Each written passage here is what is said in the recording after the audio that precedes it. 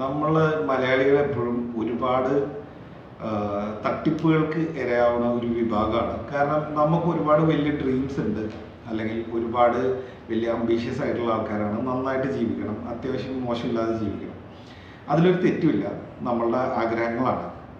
പക്ഷേ നമ്മൾ അതിനുവേണ്ടി ശ്രമിക്കുമ്പോൾ എപ്പോഴും അതിന് കുറുക്കുമാർഗ്ഗങ്ങൾ, ഈസി വേ നമ്മൾ കണ്ടുപിടിക്കാൻ ശ്രമിക്കും. അതിൻ്റെ ഒരു എക്സാമ്പിളാണ് ഇപ്പോൾ UK നടക്കുന്ന ഒരു സിറ്റുവേഷൻ. ഒരു 3000ഓളം ഫാമിലീസിന് അവരുടെ അതിൽ ആർക്കാണോ വർക്ക് വിസ അടിച്ചത് അവരുടെ വിസ ക്യാൻസലായി. അവരുടെ വിസയല്ല ക്യാൻസലാവാൻ കാരണം എന്താണെന്ന് വെച്ച് കഴിഞ്ഞാൽ അവർ ഏത് ഏജൻസി വഴിയാണോ അവർ എടുത്തത് ആ ഏജൻസി ഫേക്ക് ആണെന്നോ അല്ലെങ്കിൽ ആ ഏജൻസിയുടെ ക്രെഡിബിലിറ്റി ഇല്ല എന്ന് പറഞ്ഞിട്ട് UK അവരുടെ ഗവൺമെൻറ് തന്നെ അവരുടെ ലൈസൻസ് എല്ലാം ക്യാൻസൽ ചെയ്ത് കളഞ്ഞു. ലൈസൻസ് ക്യാൻസൽ ആയപ്പോൾ ഓട്ടോമാറ്റിക്കലി അവരുടെ വർക്ക് വിസയും ക്യാൻസലായി. അപ്പോൾ അവർക്ക് ഇനി ഒരു 60 days ആണ് കൊടുത്തിരിക്കുന്നത്. അവർ പുതിയൊരു സ്പോൺസറിനെ കണ്ടുപിടിച്ച് വിസ ചേഞ്ച് ചെയ്യാൻ വേണ്ടിയിട്ട്. പക്ഷെ ഇതിൽ ഞാൻ മനസ്സിലാക്കിയ സത്യം എന്താണെന്ന് വെച്ച് കഴിഞ്ഞാൽ നമ്മുടെ നാട്ടിൽ നിന്ന് പലവരും ഈ വിസ എടുത്തിരിക്കുന്നത് അവരുടെ ആക്ച്വലി ഇതിൽ മിക്കവാറും എല്ലാവരും കെയർ ഹോം അല്ലെങ്കിൽ കെയറായിട്ടുള്ള വിസയാണ് ചെയ്തിരിക്കുന്നത്. ആക്ച്വലി ഇവരാരും തന്നെ കെയർ ഫീൽഡിൽ നിന്നുള്ള ആൾക്കാരല്ല എന്നാണ് ഞാൻ മനസ്സിലാക്കുന്നത്. പലരും വേറെ ഡിഫറെൻറ്റ് ഫീൽഡിൽ നിന്ന് മറ്റു പല രീതിയിലും വർക്ക് എക്സ്പീരിയൻസ് ഒക്കെ എടുത്ത് ചെയ്തിട്ടാവും, അല്ലെങ്കിൽ ഏജൻറ്റ് തന്നെ ചെയ്ത് കൊടുത്തിട്ടുണ്ടാവാം, അല്ലെങ്കിൽ ഇവർ തന്നെ ചെയ്തിട്ട് പോയതായിരിക്കാം. ഇങ്ങനെയുള്ള പല തട്ടിപ്പുകളും നമ്മുടെ നാട്ടിൽ കാലാകാലങ്ങളായിട്ട് നടന്നു വരുന്നതാണ്. ഞാൻ പണ്ടൊരു വീഡിയോ ചെയ്തിരുന്നു, കാനഡയിൽ 4.5 ലക്ഷം രൂപയ്ക്ക് കാനഡയിലേക്ക് വർക്ക് വിസ കിട്ടുമോ എന്നൊരു വീഡിയോ ഞാൻ ചെയ്തിരുന്നു. നിങ്ങൾക്ക് അതിൻ്റെ താഴെ ഈ വീഡിയോസിൻ്റെ ഡിസ്ക്രിപ്ഷനിൽ ഞാൻ വേണമെങ്കിൽ അതിൻ്റെ ലിങ്ക് കൊടുക്കാം. നിങ്ങൾ മനസ്സിലാക്കേണ്ട ഒരു കാര്യം എന്താണെന്ന് വെച്ച് കഴിഞ്ഞാൽ ഈ ഒരു രാജ്യങ്ങളിലും നിങ്ങളുടെ ആക്ച്വൽ പ്രൊഫഷൻ ക്വാളിഫിക്കേഷൻ ഇല്ലാതെ നിങ്ങൾ പോയാലുള്ളൊരു പ്രശ്നം എന്തെങ്കിലും ഒരു കാലത്ത് ഇവരിത് തിരിച്ചറിഞ്ഞ് നിങ്ങൾ പിടിക്കപ്പെട്ടാൽ, കാരണം ബേസിക്കലി നിങ്ങളങ്ങനെ ഒരു കാര്യം പഠിച്ചിട്ടുണ്ടാവില്ല. കെയർ ഗീവറിൻ്റെ വർക്ക് എന്താണെന്നും അവരുടെ വർക്ക് സ്ട്രക്ചർ എന്താണെന്നും പ്രൊസീജിയേഴ്സ് നിങ്ങൾ പഠിച്ചിട്ടുണ്ടാവില്ല.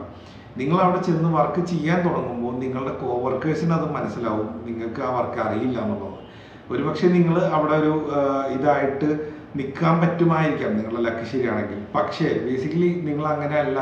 നിങ്ങളുടെ ജോബിലൊരു മിസ്റ്റേക്കും കൊണ്ട് നിങ്ങൾ എന്തെങ്കിലും ഒരു എന്തെങ്കിലും ഒരു സിറ്റുവേഷൻ അവിടെ സംഭവിച്ചു പോയാൽ, ഈ പേഷ്യൻറ്റിന് എന്തെങ്കിലും പറ്റുമോ എന്തെങ്കിലുമൊക്കെ സംഭവിച്ചു പോയാൽ പിന്നെ നിങ്ങളുടെ ലൈഫ് ജയിലിലാണ്. അല്ലെങ്കിൽ അവർ ചോദിക്കണം അത്രയും ഹെവി കോമ്പൻസേഷൻ വരെ നിങ്ങൾ കൊടുക്കേണ്ടി വരും.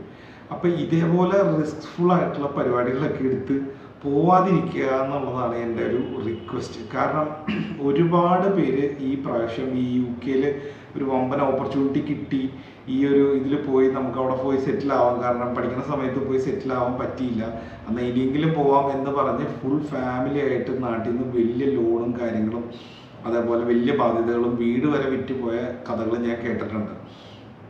ഇപ്പോൾ ഇവരുടെ സിറ്റുവേഷൻ എന്താണെന്നുള്ളത്, ഇനി തിരിച്ചു വന്നാൽ ഇവരുടെ സാഹചര്യം എന്താവും, ഇനി തിരിച്ചു വരാൻ പറ്റാതിരിക്കുക, അവർക്ക് അവിടെ തന്നെ വേറെ ജോലി കണ്ടുപിടിച്ച് അവിടെ തന്നെ സെറ്റിൽ ആവാൻ പറ്റട്ടെ എന്നാണ് ഞാൻ പ്രാർത്ഥിക്കുന്നത്. പക്ഷേ ഇനി ഇൻ കേസ് അവർ നാട്ടിലെങ്ങനെ തിരിച്ചു വരേണ്ടി വന്നാലുള്ള അവരുടെ സാഹചര്യങ്ങളും കൂടെ നിങ്ങൾ ചിന്തിക്കുക. ഇനി ഇത് ഞാൻ പറയുന്നത് ഫ്യൂച്ചറിൽ ഇനി പുറത്തോട്ട് പോകാൻ നിൽക്കുന്ന ആൾക്കാരോടാണ്. പ്ലീസ് റിസ്ക് എടുക്കാം, പക്ഷേ സ്വന്തം നിലനിൽപ്പ് കളഞ്ഞിട്ടുള്ള റിസ്കുകളൊന്നും ഈ കാര്യങ്ങളിൽ നിങ്ങൾ എടുക്കാതിരിക്കുക. നമ്മൾക്ക് ഇന്ന് ഉള്ള കാര്യങ്ങൾ വെച്ച് സാറ്റിസ്ഫൈഡ് ആയിട്ട് മുന്നോട്ട് പോവുക. ഓഫ് കോഴ്സ് നമുക്ക് പുറത്ത് പോകാൻ ട്രൈ ചെയ്യാം, അതിലൊരു തെറ്റുമില്ല നമുക്ക്. അല്ലെങ്കിൽ അതൊരു കുറ്റമല്ല, അതിന് ഏജ് ഒരു ബാരിയറല്ല, അല്ലെങ്കിൽ നിങ്ങളുടെ കയ്യിലുള്ള ഫിനാൻസ് ഒരു ബാരിയറല്ല. പക്ഷേ നിങ്ങൾ പുറത്തോട്ട് പോകാൻ ട്രൈ ചെയ്യുമ്പോൾ നിങ്ങൾക്കിത് ചെയ്തു തരാം എന്ന് പറയുന്ന വ്യക്തികളുടെ ക്രെഡിബിലിറ്റി ദയവ് ചെയ്ത് ചെക്ക് ചെയ്ത് നോക്കുക. ഇവർ പറയുന്ന അവിടെ ഏത് കമ്പനിയിലാണ് നിങ്ങൾക്ക് ജോലി തരാം എന്ന് പറയുന്നത്, നിങ്ങളുടെ എല്ലാവരുടെ ഫാമിലി മെമ്പേഴ്സ് റിലേറ്റീവ്സ് ആരെങ്കിലുമൊക്കെ അവിടെ ഉണ്ടാവും. അപ്പോൾ അവർ വഴിയൊക്കെ ഒന്ന് വിളിച്ച് ചോദിക്കുക. ഇനിയിപ്പോൾ അവർ പറയുകയാണ് നമ്മളുടെ ഉള്ളിലുള്ള ആഗ്രഹം പുറത്ത് പോകണമെന്നായിരിക്കാം, പക്ഷെ അവർ പറയുകയാണ് ആ കമ്പനി കൂടുതൽ അതിൽ ചെയ്യണ്ട എന്ന് പറഞ്ഞാൽ കുറച്ചെങ്കിലും അത് 2-3 പേരുടെ അടുത്ത് വീണ്ടും ഒന്ന് ക്രോസ് ചെക്ക് ചെയ്ത് നോക്കി അവരും ഇതാണ് പറയണതെന്നുണ്ടെങ്കിൽ കുറച്ചെങ്കിലും ഇവരെയൊക്കെ ട്രസ്റ്റ് ചെയ്യുക. എല്ലാവരും നിങ്ങളുടെ മോശം ആഗ്രഹിക്കുന്ന ആൾക്കാരൊന്നും ആയിരിക്കില്ല. അതുകൊണ്ട് തന്നെ കുറച്ചൊക്കെ ട്രസ്റ്റ് ചെയ്യുക. Don't take A huge risk. നിങ്ങൾ അവിടെ ചെന്നാൽ പോലും, നിങ്ങൾ അവിടെ ഒരു വർക്കിൽ കണ്ടിന്യൂ ചെയ്താൽ പോലും, ഈവൻ ഇഫ് നിങ്ങൾക്ക് ഒരു PR കിട്ടിയ, നിങ്ങളവിടെ 5 കൊല്ലം നിന്ന് PR നിന്നാൽ പോലും നിങ്ങളെ കൺട്രിക്ക് അഗേൻസ്റ്റ് ആയിട്ട് എന്തെങ്കിലും ചെയ്തു എന്ന് പ്രൂവ് ചെയ്യപ്പെട്ടാൽ നിങ്ങളുടെ PR വരെ തിരിച്ചെടുക്കാനുള്ള റൈറ്റ്സ് ആ രാജ്യങ്ങൾക്ക് ഉണ്ട്. അപ്പം അതുകൊണ്ട് തന്നെ നിങ്ങൾ ചെയ്യണ കാര്യങ്ങളൊക്കെ മാക്സിമം പ്രോപ്പർ ചാനലിൽ ചെയ്യുക. ഈ ഏജൻസി പറയണത് മാത്രം ബ്ലാങ്ക് ആയിട്ട് ട്രസ്റ്റ് ചെയ്ത് അത് അവർ ചോദിക്കുന്ന കാശെല്ലാം എടുത്തു കൊടുത്ത് അവർ പറയണ പോലെ എല്ലാം ചെയ്തു കൊടുത്ത് ചെയ്യാതിരിക്കുക. ഇനി ഫ്യൂച്ചറിൽ പോകാൻ ആഗ്രഹിക്കുന്ന ആൾക്കാരോടാണ് ഈ പറയണത്. നിങ്ങൾ ചെയ്യണ എല്ലാ കാര്യങ്ങളും അറ്റ്ലീസ്റ്റ് ക്രോസ് ചെക്ക് ചെയ്ത് ചെയ്യുക. കാരണം ഞാൻ ഈ ഫീൽഡിൽ ഇപ്പോൾ 7 കൊല്ലമായി, 6ാമത്തെ കൊല്ലം കഴിഞ്ഞു. ഇത്രയും കാലത്തിൻ്റെ ഇടയിൽ പലപ്പോഴും ഞാൻ പല ആൾക്കാരെയും ഞാൻ കണ്ടിട്ടുണ്ട്. ഇതേപോലെ UK നിന്നും അല്ലെങ്കിൽ കാനഡയിൽ നിന്നും ഓസ്ട്രേലിയയിൽ നിന്നൊക്കെ വർക്ക് വിസ കിട്ടി, നിങ്ങൾക്ക് വരാം എന്നൊക്കെ പറഞ്ഞ് നമുക്ക് ആ ഓഫർ ലെറ്റർ കാണുമ്പോൾ തന്നെ നമുക്ക് മനസ്സിലാവും അതൊരു ജെന്യുവിൻ അല്ലാതെ. ഇത് ഞാൻ പറഞ്ഞിട്ട് വിശ്വസിക്കാനായിട്ട് എനിക്കിത് അറിയാൻ പാടില്ല എന്ന് പറഞ്ഞ് പോയേക്കുന്ന ആൾക്കാർ വരെ എൻ്റെ ലൈഫിൽ ഞാൻ എക്സ്പീരിയൻസ് ചെയ്തിട്ടുണ്ട്. നമ്മൾ ഹാർഡ് ഏൺഡ് മണി, അല്ലെങ്കിൽ നമ്മുടെ പേരൻസ് അല്ലെങ്കിൽ നമ്മൾ പല തലമുറയായിട്ട് നമുക്ക് വേണ്ടി സേവ് ചെയ്ത് വെച്ചാൽ പൈസ മുഴുവൻ നിങ്ങൾക്ക് അവിടെ വലിയൊരു ഫോർച്യൂൺ ഉണ്ട് എന്ന് പറഞ്ഞ് നിങ്ങൾ അങ്ങോട്ട് പോയി അവിടെ ചെന്നിട്ടും നിങ്ങൾക്ക് കിട്ടാൻ പോകുന്നതും കഷ്ടപ്പാടുകൾ തന്നെയാണ്.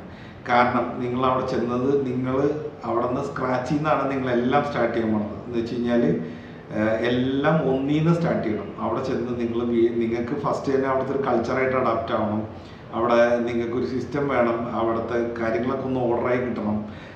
അതിൻ്റെ ഒപ്പം കുട്ടികളും കൂടെ ആയിട്ടാണ് പോകണമെങ്കിൽ കുട്ടികളുടെ സ്കൂളിൽ പോക്ക്. നമ്മളിവിടുത്തെ പോലെ പേരൻസ് ഇല്ല, പേരൻസിൻ്റെ അടുത്ത് കൊണ്ടുവന്നാക്കാൻ. നെയ്ബേഴ്സിന് അവരുടെ കുട്ടികളുണ്ടാവും, അവരുടെ കുട്ടികളുടെ ഇടയിൽ നമ്മുടെ കുട്ടികളുടെ കാര്യം അവർ നോക്കണമെന്ന് ഒരു നിർബന്ധമില്ല. അല്ലെങ്കിൽ ഫ്രണ്ട്സിൻ്റെ അടുത്ത് കൊണ്ടുവന്നാക്കാന്ന് വിചാരിച്ചാലും അവരുടെ അടുത്തും കൊണ്ടുവന്നാക്കി പോകാനുള്ള ഓപ്ഷൻ ഇല്ല. അപ്പം അതൊരു പ്രശ്നം. പിന്നെ നിങ്ങൾക്ക് ഇപ്പോൾ ഒരാൾ ഡിപ്പെൻഡൻ്റ് ആയിരിക്കും, ഡിപ്പെൻഡൻറ്റിന് വർക്ക് വിസ കണ്ടുപിടിക്കണം, അവിടെ ഒരു ജോലി കണ്ടുപിടിക്കണം, വർക്ക് വിസ അല്ല ജോലി കണ്ടുപിടിക്കണം. എന്നിട്ട് നിങ്ങളുടെ രണ്ടുപേരുടെയും ഡ്യൂട്ടി മാച്ച് ആവണം. ഇതെല്ലാം കഴിഞ്ഞിട്ട് വേണം ഇതെല്ലാം കഴിഞ്ഞ് റെൻറ്റഡ് അപ്പാർട്ട്മെൻറ്റിൽ നിന്ന് ഒരു മോർഗേജ് എടുത്ത് മാറണം. ഇത് മാറിയതിന് ശേഷം നിങ്ങളുടെ ലൈഫും കാര്യങ്ങളൊക്കെ ഒന്ന് സെറ്റിലായി വരുമ്പോഴും അപ്പോഴും കുട്ടികളുടെ പഠനം അവിടെ കിടക്കുകയായിരിക്കും. അപ്പം അതിൻ്റെ ഇടയിൽ ഒന്ന് നാട്ടിൽ പോയിട്ട് വന്നു കഴിഞ്ഞാൽ തീരാവുന്നതേ ഉള്ളൂ നിങ്ങളുടെ ആദ്യത്തെ ഒരു 1.5-2 കൊല്ലത്തെ സേവിങ്സ് മുഴുവൻ. അപ്പം ഇത്രയും ആണ് മാക്സിമം ഒക്കെ നിങ്ങൾക്ക് അവിടെ ഉണ്ടാക്കാവുന്നതേ ഉള്ളൂ. കാരണം വാട്ടർ, ഇലക്ട്രിസിറ്റി, ടാക്സ് കാര്യങ്ങൾ, പിന്നെ മറ്റുള്ള എക്സ്പെൻസസ് എല്ലാം കഴിയുമ്പോൾ നിങ്ങളിവിടെ നിന്ന് കാണുന്ന ലക്ഷ്യങ്ങൾ അവിടെ ചെല്ലുമ്പോൾ നിങ്ങളുടെ കയ്യിൽ ഉണ്ടാവില്ല എന്നുള്ളതാണ് ഒരു സത്യം. അപ്പം നിങ്ങൾ നേരെ ചെന്നൊരു സ്വർഗരാജ്യത്തോട്ടാണ് ചെന്ന് വീഴണമെന്നുള്ള തെറ്റിദ്ധാരണയിൽ നിങ്ങൾ ഈ തരം ഫ്രോഡുകൾക്ക് കൊണ്ടുപോയി നിങ്ങളുടെ പൈസ കൊടുക്കാതിരിക്കുക. നിങ്ങൾക്ക് അവിടെ പോയി പഠിക്കണം അല്ലെങ്കിൽ അവിടെ പോയി സെറ്റിൽ ആവണമെന്ന് താല്പര്യമുള്ള ആളാണെങ്കിൽ നിങ്ങൾക്ക് അതിന് വേണ്ടിയിട്ടുള്ള പല മാർഗ്ഗം. ഇപ്പോൾ ഒരു നഴ്സിംഗ് ഹെൽത്ത് പ്രൊഫഷനാണ് അവിടെ ജോലി സാധ്യതയുള്ളെങ്കിൽ ഉള്ളത് എങ്കിൽ നിങ്ങൾ എന്താ ചെയ്യേണ്ടതെന്ന് വെച്ച് കഴിഞ്ഞാൽ നിങ്ങൾ ഇവിടെ അതിൻ്റേതായ റെലവൻ്റ് ആയിട്ടുള്ള കോഴ്സ് എടുത്ത് നിങ്ങൾ വർക്ക് എക്സ്പീരിയൻസ് ഗെയിൻ ചെയ്ത് നിങ്ങൾ പതുക്കെ ട്രൈ ചെയ്തിട്ട് നിങ്ങൾ പോകാൻ നോക്കുക. അവിടുത്തെ രാജ്യങ്ങളിൽ എല്ലാവരും അങ്ങനെയാണ് ചെയ്യുന്നത്. കാരണം അയാളൊരു 10 കൊല്ലം ഒരു പ്രൊഫഷനിൽ വർക്ക് ചെയ്താൽ ആ പ്രൊഫഷൻ താല്പര്യപ്പെട്ടില്ല എന്നുണ്ടെങ്കിൽ അവരെന്ത് ചെയ്യുന്നു വെച്ച് കഴിഞ്ഞാൽ അയാൾക്ക് എന്ത് പ്രൊഫഷനിലോട്ടാണോ മൂവ് ചെയ്യാൻ താല്പര്യമുള്ളത് അതിനെക്കുറിച്ചുള്ള കോഴ്സും കാര്യങ്ങളെല്ലാം എടുത്ത് പതുക്കെ വർക്ക് ചെയ്ത് അതിൻ്റെ എക്സ്പീരിയൻസ് ഗെയിൻ ചെയ്തിട്ടാണ് അവർ ആ ഫീൽഡിൽ സ്പെഷ്യലൈസ്ഡ് ആവുന്നത്. നിങ്ങളൊരു ജോബ് നിങ്ങൾ ചെയ്യുമ്പോൾ, എൻ്റെ ഒരു കാഴ്ചപ്പാടിൽ നിങ്ങളൊരു ജോബ് ചെയ്യുമ്പോൾ നിങ്ങൾ ആ ജോബിൽ 100% സാറ്റിസ്ഫൈഡ് ആയിരിക്കണം. അല്ലാതെ നിങ്ങളൊരു രാജ്യത്തോട്ട് ചെല്ലാൻ വേണ്ടി നിങ്ങളൊരു പ്രൊഫഷൻ കണ്ടുപിടിച്ചു, അല്ലെങ്കിൽ ഏറ്റവും കൂടുതൽ ഏണിങ്സ് വേണ്ടി നിങ്ങളൊരു പ്രൊഫഷൻ കണ്ടുപിടിച്ചു, ആ ഒരു പ്രൊഫഷനിൽ നിങ്ങൾ നിന്ന് പോകുന്നല്ലാതെ നിങ്ങൾക്ക് ഒരു പക്ഷേ ചിലപ്പോൾ കരിയറിൽ ഇതിനേക്കാളും വലിയ മിറാക്കിൾസ് ഒക്കെ ചെയ്യാൻ പറ്റുന്ന ഒരു വ്യക്തിയായിരിക്കും. നിങ്ങൾ ഈ ഓപ്പർച്യൂണിറ്റി നോക്കി നിങ്ങളുടെ കരിയർ ചൂസ് ചെയ്യുമ്പോൾ നിങ്ങൾക്ക് ഫ്യൂച്ചറിലേക്ക് നിങ്ങൾക്ക് കാര്യമായിട്ടൊന്നും ചിലപ്പോൾ ചെയ്യാൻ പറ്റില്ല. നിങ്ങളൊരു ജോലിയിൽ നിന്ന് ഇങ്ങനെ നിങ്ങളുടെ ലൈഫ് ടൈം ഇങ്ങനെ പോയിക്കൊണ്ടിരിക്കുന്നേ ഉള്ളൂ. അതുകൊണ്ട് തന്നെ ആസ് എ കൺസൾട്ടൻറ്റ് ഞാൻ എപ്പോഴും പറയും, പ്ലീസ് ചൂസ് വൈസ്ലി. ഈ തരം ഫ്രോഡുകൾക്കൊക്കെ ഇനിയാണെങ്കിലും ഭാവിയിൽ കൊണ്ടുപോയി കാശ് കൊടുക്കാതിരിക്കുക. UK ഒരു എക്സാമ്പിളാണ്. അവിടെ നിൽക്കുന്ന ആൾക്കാരുടെ ഇപ്പം മാനസികാവസ്ഥ എന്താണെന്ന് നിങ്ങളൊന്ന് ചിന്തിച്ച് നോക്കിയാൽ നിങ്ങൾക്ക് മനസ്സിലാവും. അവർക്കെല്ലാവർക്കും ഏതെങ്കിലുമൊക്കെ സ്പോൺസറിനെ കിട്ടിയിട്ടെന്ന് ഞാനും ആഗ്രഹിക്കുന്നു. ഇനി ആയാലും ആരെങ്കിലുമൊക്കെ പറഞ്ഞ കേട്ട് ഈ ഷോർട്ട് കട്ട് ഈസി മാർഗം പിടിക്കാതിരിക്കുക. എപ്പോഴും നേരായ മാർഗം ബുദ്ധിമുട്ടുള്ള മാർഗം തന്നെയാണ്. ആ ബുദ്ധിമുട്ടുള്ള മാർഗത്തിലൂടെ പോയി കഴിഞ്ഞാൽ കുറച്ച് കാലം കഴിയുമ്പോൾ നിങ്ങളുടെ ബാക്കിയുള്ള കാര്യങ്ങളെല്ലാം ഈസിയായി മാറും. So please trust me on this. എന്നിട്ട് ഇനിയുള്ള കാര്യങ്ങളെങ്കിലും ഇനി പോകാൻ ആഗ്രഹിക്കുന്ന ആൾക്കാർ, ഇത് നോക്കുന്ന ആൾക്കാരെങ്കിലും അറ്റ്ലീസ്റ്റ് സ്വന്തം കാര്യങ്ങളൊന്ന് റെസ്പോൺസിബിളായിട്ട് ചെയ്യുക. So thanks for watching. പഠന സംബന്ധമായ എന്ത് കാര്യങ്ങൾക്കും കോൺടാക്ട് ചെയ്യാം. ഇനിയിപ്പോൾ നിങ്ങൾക്ക് വന്ന ഓഫർ ലെറ്ററോ അങ്ങനെ എന്തെങ്കിലും കാര്യങ്ങൾ നിങ്ങൾക്ക് എന്തെങ്കിലും ക്ലാരിറ്റി ചോദിക്കാനുണ്ടോ, അങ്ങനെ വേണമെങ്കിൽ അതിനും കോൺടാക്ട് ചെയ്യാം. അതേപോലെ എഡ്യൂക്കേഷൻ ലോൺ, വിദേശ പഠന റിലേറ്റഡ് ആയിട്ടുള്ള എഡ്യൂക്കേഷൻ ലോണോ കാര്യങ്ങളോ, അതോ SOP പ്രിപ്പറേഷൻ, അതുപോലെ ഡോക്യുമെൻറ്റേഷൻ സൈഡൊക്കെ അറിയുകയാണെങ്കിൽ അതിനും കോൺടാക്ട് ചെയ്യാം. So thanks for watching. മറ്റൊരു വീഡിയോ ആയിട്ട് വീണ്ടും കാണാം. So stay safe.